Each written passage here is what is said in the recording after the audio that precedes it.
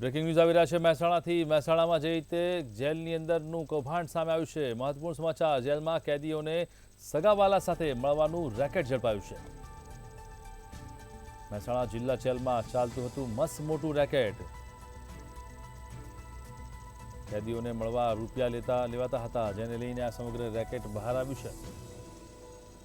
Jail મુલાકાતે આવેલ પરિજનો પાસેથી રૂપિયા લેવાય છે।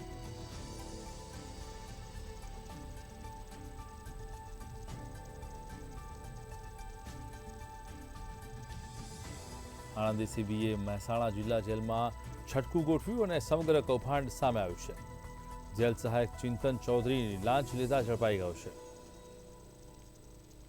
કેદીની મુલાકાત માટે 500ની લાંચ માંગી હતી, જેને લઈને આ સમગ્ર મામલો સામે આવ્યો છે અને એસીબીના છટકામાં સમગ્ર કૌભાંડ ઝડપાઈ ગયું છે।